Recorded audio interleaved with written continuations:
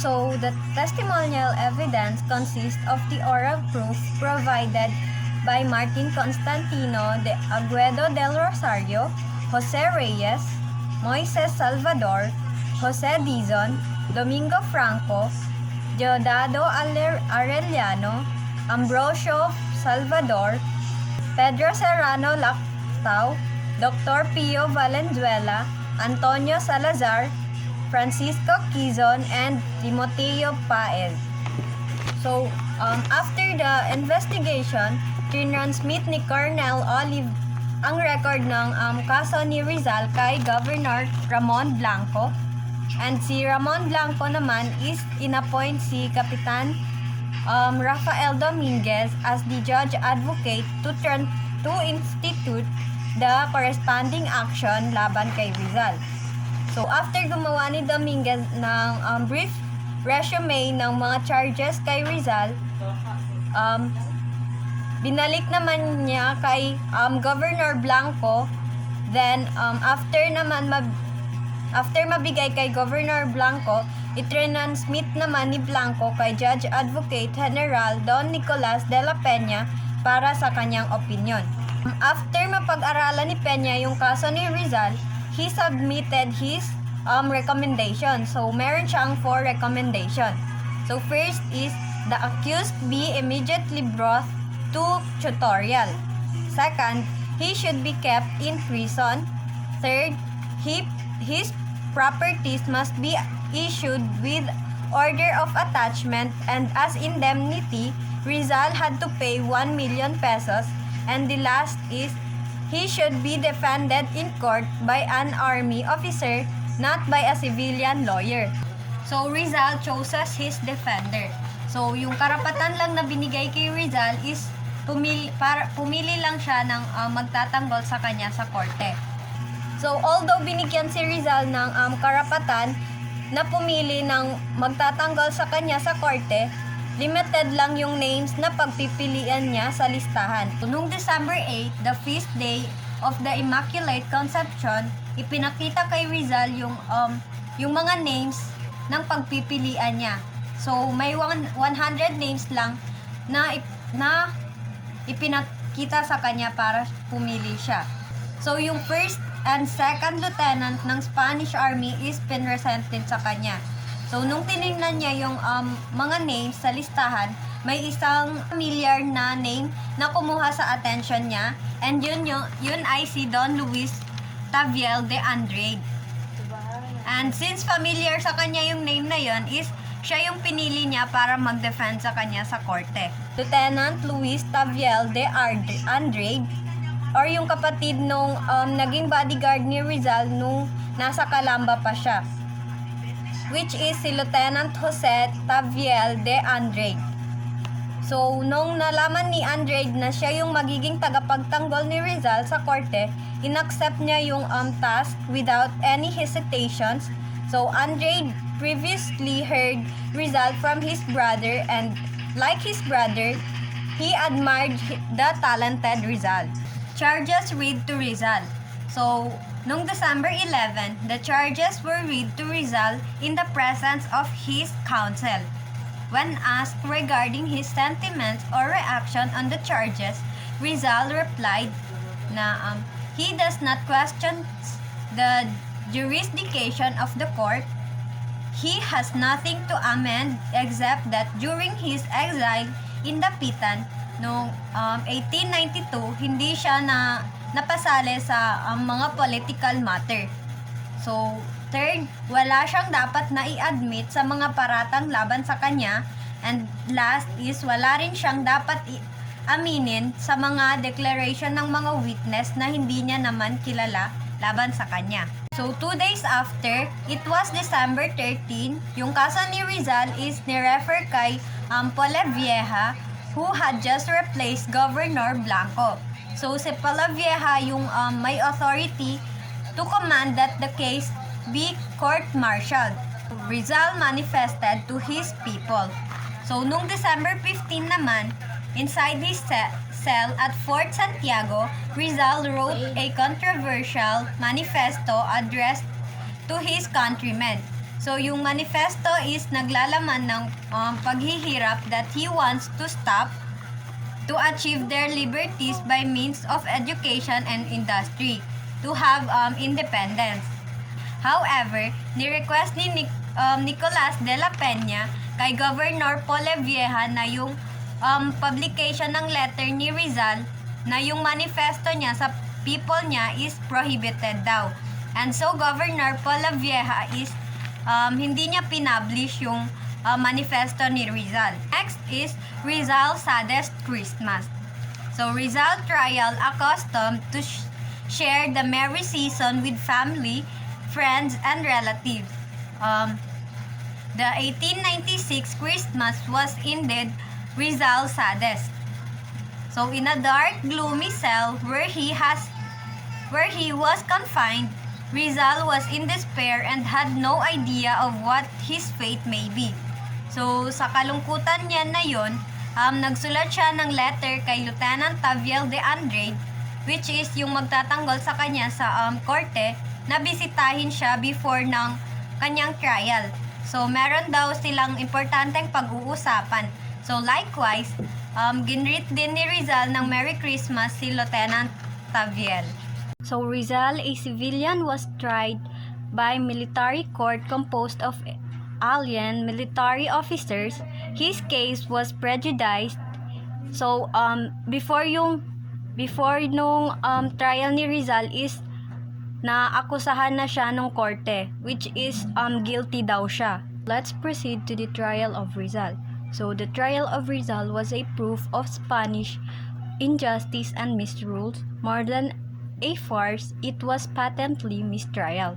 So, the court met not to judge him but to accuse him. So, before nung trial is na-accuse na si Rizal sa mga pinaratang sa kanya, and yung mga testimonies nung witnesses, yun yung kinonsider nung korte.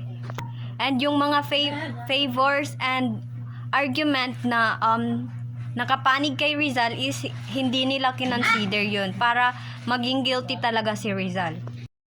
So, unlike the other accusers, si Rizal is hindi niya alam kung sino yung tao na nakapaloob dun sa korte, and hindi niya rin nakikita yung mga tao na yun. So, yung trial is ginanap sa Cuartel de España, a military building with a court composed of 7 military office headed by Lieutenant Colonel Jose Togores Arjona. So, yung trial ni Rizal is ginanap noong December 26, 1896 at exactly 8 a.m. So, sa korte is yung mga tao doon is yung 7 military court officers, which is nakasuot sila ng military uniform.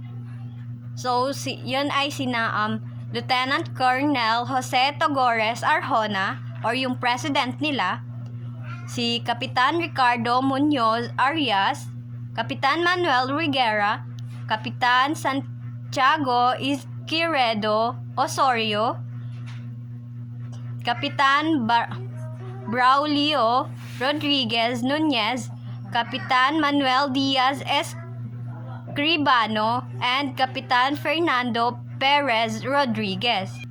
So, nandoon din sa trial is si Rizal, which is siya yung accused, si Lieutenant Taviel de Andrade, yung defender ni Rizal, si Kapitan Rafael Dominguez, the judge advocate, Lieutenant Enrique de Alcocer, prosecuting attorney, and the spectators. So, kasali doon sa spectators is si Josepine Bracken, which is the sister of Rizal, and some newspapermen and many Spaniards. So, inopen ni Judge Advocate Dominguez yung case ni Rizal and inexplain niya yon. Then, after naman nun is si Attorney Alcocer, dineliver niya yung magiging sentence kay Rizal, which is kamatayan daw. Then, after naman nun is, after mabasa ni Alcocer yung petition niya para sa ise-sentence kay Rizal is yung mga Spanish spectators is naghiyawan sila and nagpalakpakan sila after nung petition ni Alcocer. Si Rizal is inaccused siya sa 3 crimes na nagawa daw niya. So, first is rebellion, second is sedition, and third is illegal association. So, yung penalty sa first two, which is rebellion is and sedition is imprisonment to death. So, habang buhay na pagkakakulong, while sa illegal association naman is imprisonment and a charge of 325 to 3,250 pesetas. After matapos ni prosecuting attorney yung mga penalty kay Rizal, tinok place naman ni Lieutenant Taviel de Andrade yung place para i-defend si Rizal. So, he ended his defense with a noble but futile. So, sabi niya doon is the judge can only be just and the judge cannot be vindictive. So, after nun is wala pa ring nangyari and yung mga admonition fell on deaf ears. So, nagbingi-bingihan yung mga tao dun sa korte and hindi pinayagan or hindi nila pinanigan yung sinabi ni Lieutenant Taviel de Andrade.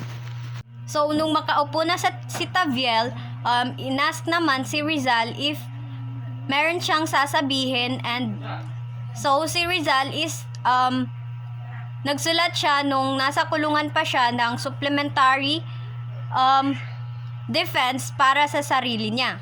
So, si Rizal is meron siyang nasulat na 12 points na magpapatunay na hindi siya guilty sa ina-accuse sa kanya ng mga tao na yon. So, the 12-point supplementary defense of Rizal, as testified by Pio Valenzuela, Rizal was against rebellion.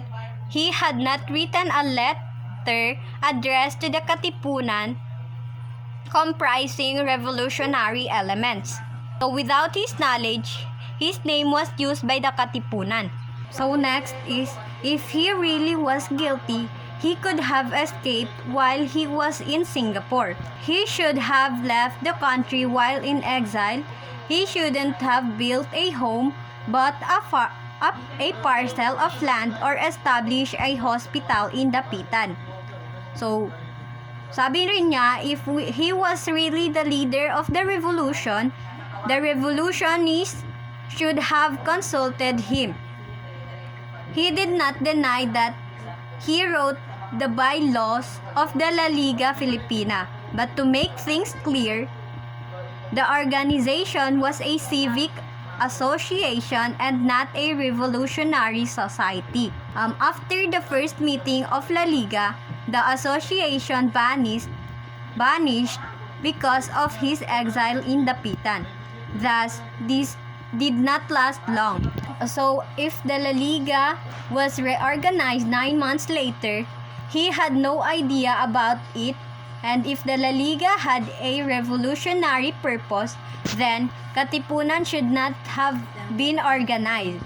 So, next is, if the Spanish authorities found his letters having a bitter atmosphere, it was because in 1890, his family was being persecuted, resulting to their deposition of properties and deportation of all his brothers-in-law. He lived an exemplary life in Dapitan, so the political, military commanders and missionary priests in the province could attest to that. If according to witnesses, the speech he delivered at Doroteo Ongjungko's house had inspired the revolution, then he wanted to confront this person. So, if he really was for the revolution, then why did the Katipunan send an unfamiliar emissary to him in Dapitan. It is because all his friends were aware that he never advocate violence. So the military court is hindi nila inaccept yung mga supplementary defense ni Rizal as well as yung defend ni Lieutenant Taviel de Andrade kasi yung kaso na ito ni Rizal is before pa nung trial is inaccused na siya and yun hindi na yun pinalitan nung judge advocate and hindi nila kinonsider yung pleading ni Rizal. So the President Lieutenant Colonel Tagores Arjona considered the trial over and ordered the whole cleared. So after a short deliberation, the military court unanimously voted for the sentence of death. So on the same day, on December 26, the court was submitted to Governor Polavieja immediately, and Polavieja sought the opinion of Judge Advocate General Nicolas de la Peña on the court decision that the latter affirmed the death verdict. So yun na nga yung magiging sentence kay Rizal is yung pagpatay sa kanya, and so Polavieja signed Rizal execution. So noong December 28, Governor Polavieja inapprove niya yung decision ng court martial and in order yung execution ni Rizal sa December 30, and gaganapin yun sa Bagong Bayan Field or yung sa Luneta. So, for signing the fatal document ordering the execution of Dr. Jose Rizal, so si Governor Polavieja is naging hate ng maraming Pilipino as well as the Spanish official, which is yung mga responsible sa pagkamatay ni Rizal is magiging villain in the Philippine histories.